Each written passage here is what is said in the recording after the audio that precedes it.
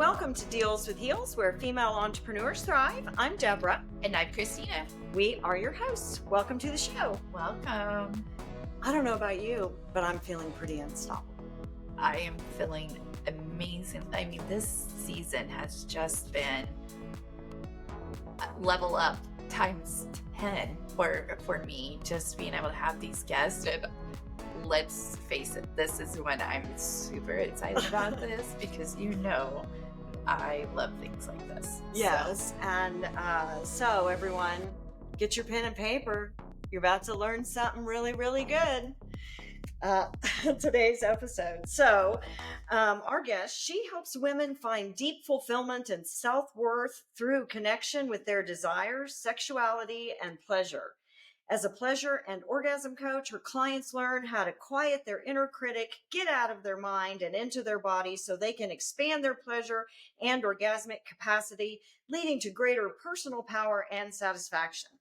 Jenn is passionate about supporting women as they reclaim power that has historically been denied them for a millennia on the global stage, in the church, in their sexuality, in their communities, and in the workforce. She is the founder of the Touchless Orgasm Method, a revolutionary approach that focuses on how to connect with the pleasure that is already inside us. Please welcome Jenn Wodtke to Deals with Heels.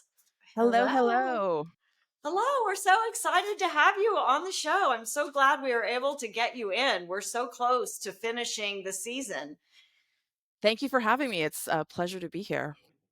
Well, I was really intrigued by your profile when I was reading it. And can you just kind of tell us a little bit about your story and how the touchless orgasm came about? I've read it on your stuff, but I'd love for you to tell it to our audience quickly before we get into the meat of it. Yeah, I stumbled into it in my early 20s. I had an orgasm in my sleep and had I've done that. I've done that before. And I had no idea. I had no concept of what it was because, we're taught that men have wet dreams, and I had never heard that women could have this as well. And I went and talked to my friends about it, and they kind of giggled, and they're like, I don't think that's a thing. Are you sure you weren't just like masturbating in your sleep? And I was like, nope, that wasn't happening. And then I kind of forgot about it. I was really not into my sexuality at that point in my life, quite distant from it, actually. And as I kind of grew into my 30s, I feel like I was sexually blossomed in my 30s, and then my 40s got even better. And so as I started getting official formal training to be a sex coach, something clicked, and I was like, oh yeah, that's a thing that I could do. I could do it in my sleep. If I can do it in my sleep, there's no reason I can't do it awake. I just don't know how. So I kind of fumbled through a little bit of training and went to a few different schools, and they weren't quite right. And then I found the right program. I went to this women's retreat, which was absolutely glorious. This was part of my training. And I'm in a room of 80 women. So the energy is just like throbbing and vibrating and sisterhood and supportive and all of this stuff. And we're doing these exercises, and I'm like, oh my God, I think I'm going to come. And I could hear the women around me. We're all on our yoga mats, right? And I can hear women around me are also having orgasms. And I was like, oh my God, is this it? Is this it? And it didn't happen because I needed 10 more minutes, but that's kind of what sparked it again. And so I started testing it. I was like, is this replicable by myself at home where I don't have this supportive energy around me? And I found that it was. And so I started playing with it, and how does it work, and what do people need to be able to do this on their own? And so from there, I sort of developed a system that we reconnect with the body, resensitizing ourselves almost to our own pleasure and tuning into that. And we work on the mind piece. What I find really fascinating is almost every single woman that comes to me for pleasure, she has empowerment issues in her life, which is, I personally think they're so linked. And so many of them have things pop up in their mind. We all have that inner critic who's really mean to us. So we also work on tools so that when that pops up, like you don't deserve this, you don't deserve pleasure, it's a sin or whatever. There's a lot of religious conditioning. Shame. Yeah, Shame. as long, yeah, absolutely, it's shame. Shame Um, has no purpose. No no, purpose. no. And then we put that together into pleasure building. That's where the touchless orgasm comes from. We put together what we learned in our bodies. We put that mind piece together. Our mind is a really, really powerful tool to help rewrite the patterns and behaviors that are just so ingrained. And then we start building the pleasure. And touchless, even if you don't need to want to have a touchless orgasm, the pleasure system is still the same, right? It's such a powerful tool to be able to go into your own body and find that and build it. And you can take that into partnered sex. And I think it's super empowering for partnered sex as well. I've had conversations with my girlfriends where it's like, oh, he couldn't make me come. And it's like, are we completely putting the responsibility on him? Like, we have responsibility for our own pleasure in this. Like, we can be doing things during partnered sex to get ourselves there. Like, it shouldn't be solely dependent on another person. So it's a really powerful tool for partnered sex as well.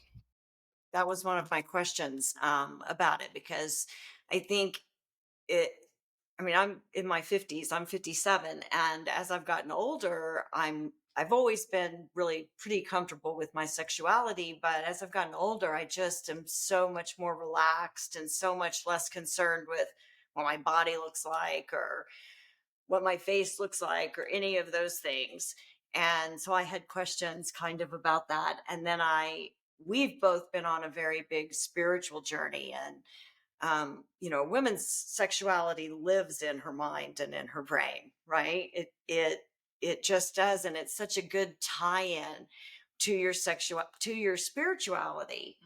And I saw that's part of what your method and your literature that I read all talked about spirituality too. Can you go a little bit more in detail about that?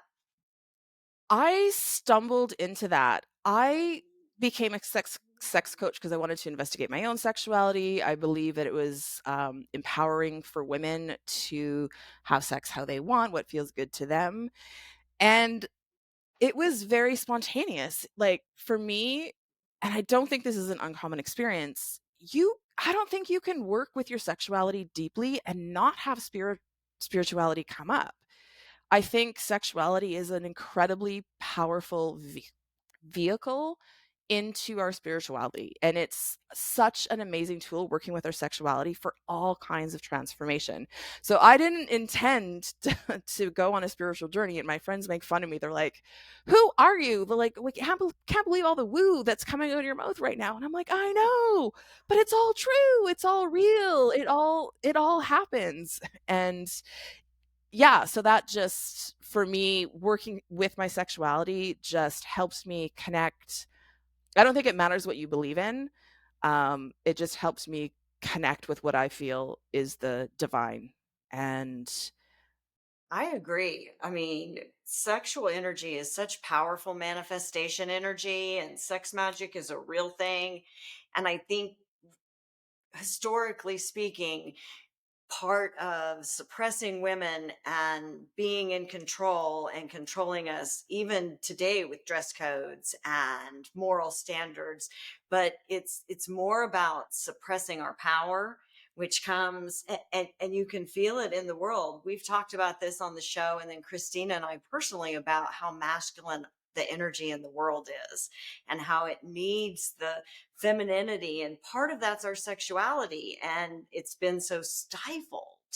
Don't you think, Christina? Oh, yeah. I mean, when it comes to that spirituality piece, I feel, because when you are in that sexual, you are loving yourself, you are loving your body enough to be in that space, even with your partner.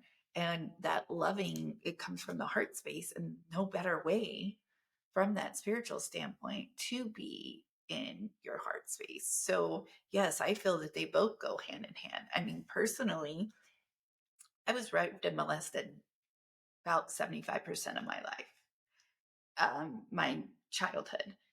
And I just could literally turn it off, turn it on, turn it off, turn it on. And even married to my husband, I can honestly say until I started going through my spiritual journey and releasing a lot of that healing that needed to happen was the first time that I truly had a great experience in the bedroom, because it was just sex, done and go, because you turn off all emotions to that. And I feel that that's what's happening is because nobody's truly feeling what is going on.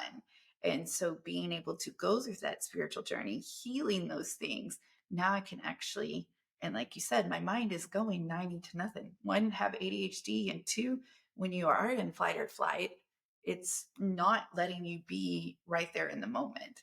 So I 1000% think that they all connect. Yeah, my favorite quote about the power of sexuality and as a tool for control comes from Madonna from Justify My Love. The line, "Poor is the man whose pleasure depends on the permission of another."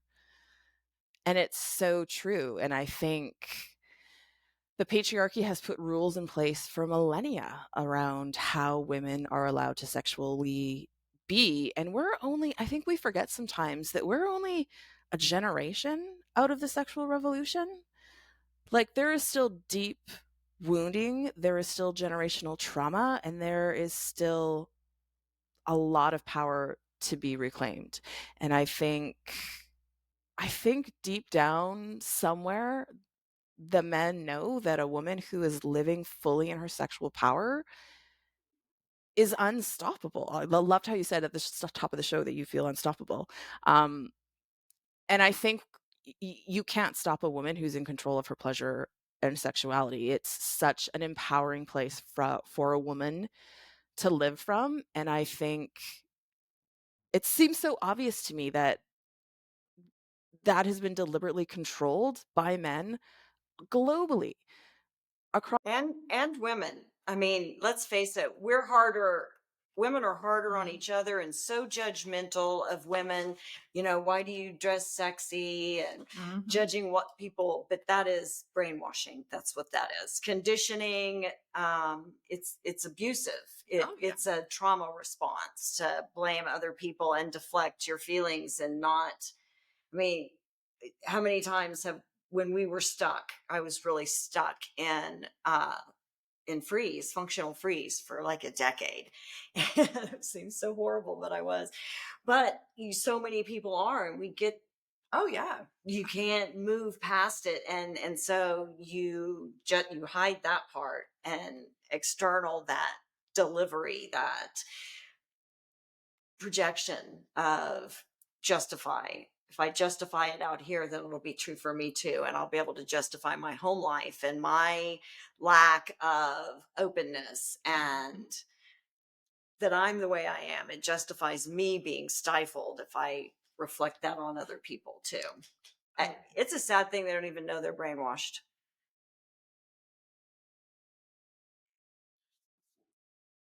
It's just not a good place. I think it's so awesome.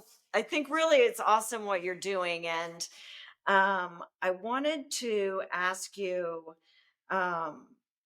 something else. When you meet with couples or a woman as a sex coach or an orgasm coach, what's the number one thing you think that most people struggle with the most? I think I work primarily with women. Body image comes up a lot. Um, and I think there's a lot of they feel almost lost. They don't know how to move forward in their sexuality. And again, our sexuality is linked to so many things. So they come to me because they're stuck, they're lost. And there's just generally they're feeling a lack of power in their lives. So a lot of times I'm not working directly with their sexuality. We're working on all the things that are going on underneath the surface. Like, why do you feel that you can't have pleasure? What's there? Like, there's something in the way. What is it? Why? And then one of the big ones is, why can I orgasm in this one specific way, but not in a different way, or often with a partner. So we have to we spend a lot of time figuring out what beliefs we've taken on, and this all rolls back to sexuality, or sorry, spirituality, in my opinion. What beliefs do you have that are preventing you from experiencing what you want to experience? We all have taken on beliefs from numerous places, right, that come from outside of ourselves. So there's a lot of digging in and finding out, what do you actually believe? Like, what comes from you? What is true for you in your life? Once we unwind that, then it becomes so much easier to get into the pleasure aspect, to get into having the orgasms that they want. And one thing I always tell my clients, our capacity for pleasure is unlimited. It's greater than we can ever imagine. It's universal to all human beings. I believe we are absolutely here to experience joy, love, pleasure, connection. And that's it. That's it. So what's in the way? What's in the way? That's what we spend, I think, the most time working on in private coaching. I can see that, because so many people are not just being in the moment to, or they can't let themselves go through the beliefs of I'm committing a sin, even though they're Just not. just can't relax Yes. and get out of their own way and feel comfortable and communicate. And I think that that's a strong with meditation as well. So many people just can't sit for 5 minutes and to be able to completely focus on that one thing. So I really feel your connection with working so much outside into their self, and then not having to do so much in the bedroom, because once you work on your outside, you can pretty much do it, because you're being able to be in the moment and feel your body Yeah. going through that. And it's, when you find somebody that you can have a real kind of spiritual connection with, it is so fantastic. The pleasure is just so much bigger. And it's hard to find those people, but when you do, it's Yeah. amazing. Right? So I've done a lot of reading and research into the Kundalini awakening. Do you know what I'm talking about? I do. Can you talk about that a little bit? I'm not an expert in that. I I'm feel not like, either, but it's so interesting yeah, that's like a whole, it's kind of opposite of what you do. You have to have already been able to have achieved pleasure and be really in control to be able to do it, because it's about withholding pleasure for long extended periods of time, and it causes this spiritual buildup and spiritual awakening when you finally release at the end. Sting is a big practicer of it. yeah, It's somehow involved with yoga, but I don't think it's very difficult to withhold once you've really come into it. And for women, I'm like, withhold? What are you talking about? Most women struggle. We don't have to withhold, but once you have accepted all of your pleasure and you're able to relax in that sense and not feel like you're not going to get it, now when you withhold it, it just builds and builds and builds. But I've never had a partner that I could even practice that with, but I find it really intriguing. is that with a partner? I always thought it was more a solitary spiritual moment. I've only heard about it with a partner. Really? Yeah, I read this whole story about Sting having sex for like 7 hours, and how it's a spiritual building of not just sexual energy, but spiritual energy as well. And there's meditation, but the whole time you're having sex. So it's pretty cool. I read the story about Sting and I was like, wow, that 7 hours, that's a long time. That's To Yeah. be like, did they honest, stop for snacks? Did they yeah, get a that's. drink? Or Yeah, right? I mean, I will be honest. I love sex. I love having sex all the time, but I 7 hours, 7 hours? no. Like, I could be taking a nap or going to I don't like, know. no. I'm 7 sorry. That's hard for our ADHD to think Yeah, about. no, no. Yeah. It's pretty so I love that you liked our Unstoppable. That's actually the theme of our season. Nice. And I think this is such a fantastic episode Oh, yes. to bring in the final uh, few episodes about, because boy, I bet you make women really feel unstoppable once they can come into their own and feel their pleasure and expand it. I've I like to think so. It's such a joy to work one-on-one with women and to, like, watch them unravel what's going on in their lives and to, start moving towards their desires and their pleasure, and there are moments where I'm just blown away by what my clients can experience. A couple weeks ago, I had a session with a client, and I was just like, "I should be paying you because I got as much out of this as you did." She got this really amazing download, um, and I got to witness it. Like, it was fantastic, and just seeing people have those moments where, like, something clicks or they find my favorite is when they find that one belief that, like, has been kinda, like, holding everything together, and they find out what that was. It's often tied to self-worth, but they find that one belief, and sometimes I'm pulling pieces together and, obviously help guiding them there. But when they get it and just watching, like, you can almost physically see them expanding. It's like, this is the thing that has been in my way. And once you know what it is, once you can name it, that's half the battle. Yeah, so Oh, you yes. find that one thing. So I also found it interesting that women release oxytocin, the happiness chemical, when they have sex and when they orgasm. And I'm wondering how that, because men don't. Men actually have to be in love with the person before they will have the love chemical. And I think that makes us more powerful. It to me, because we're here for love, love, the universal, not just romantic love, Mhm. but and so I think the fact that we can release that then just I think it goes hand in hand maybe with the spirituality aspect and our power that we're able to do that. Have you ever read anything about that?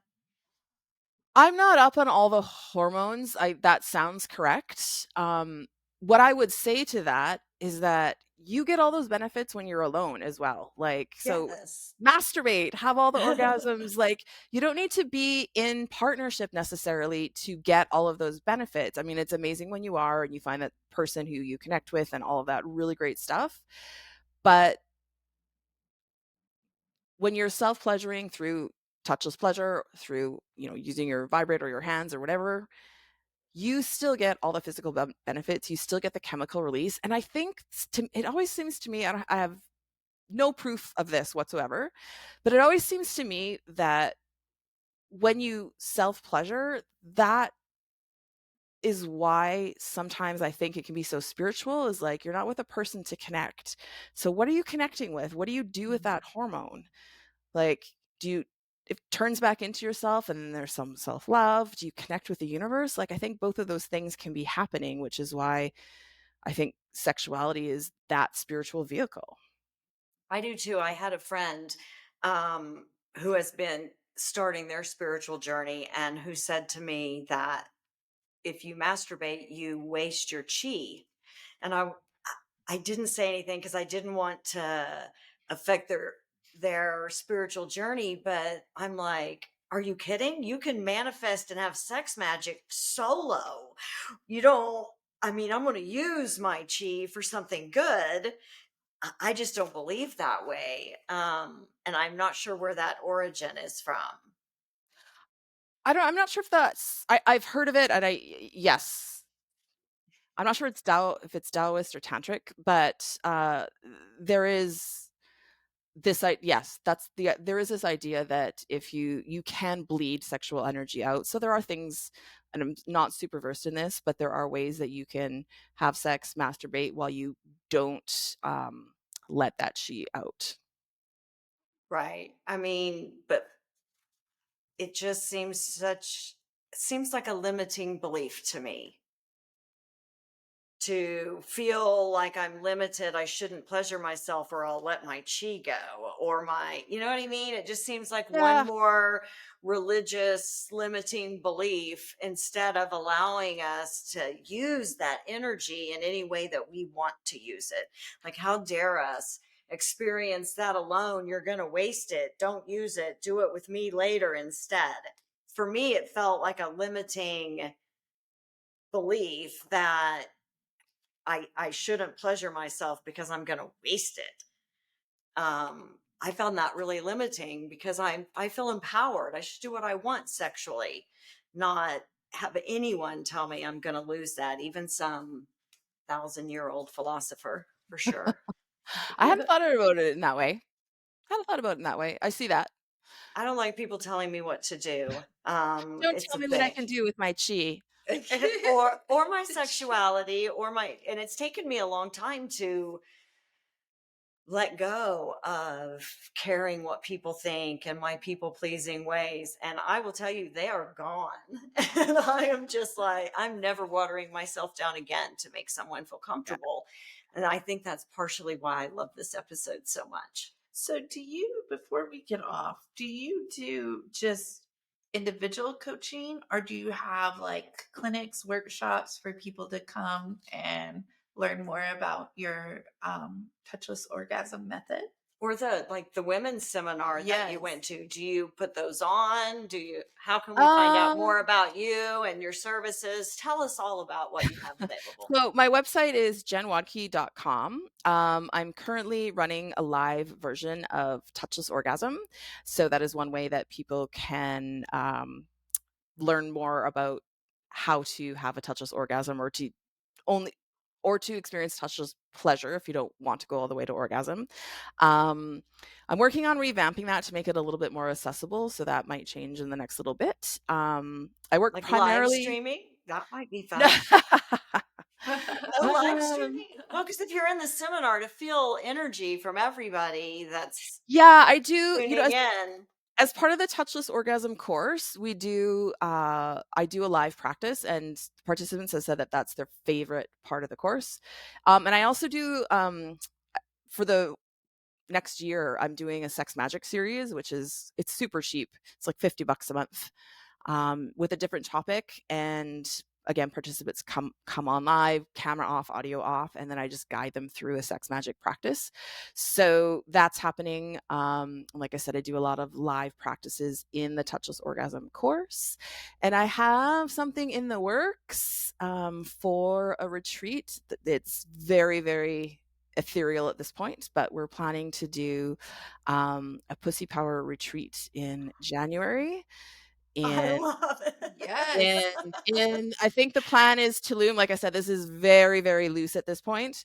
And I'm super excited for that. There'll be sex magic, there'll be touchless orgasm, there'll be yoni eggs, there'll be moonlight ceremonies on the beach. So yeah, lots that of might be ways. a retreat that I might be interested in. I know. I was like, you could know I'm interested because I'm your conference, your retreat girl. Anytime, give me anything to go to, and sign me up. This one, on the other hand, I'm really in my isolation phase of my spiritual journey. I've shed the lower frequency people, and I've spent a lot of time by myself, and I kind of like it.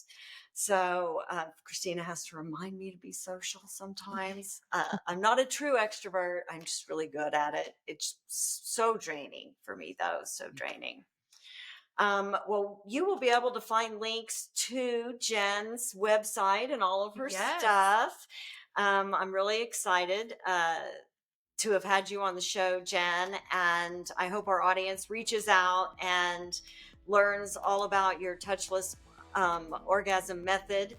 And you can connect to Christina and I's websites in the show notes too. Christina's the Declutter Queen, and mine for Hexagon Media. And thank you very much for listening, tuning in, subscribing, and download. Please share with your friends and recommend our website.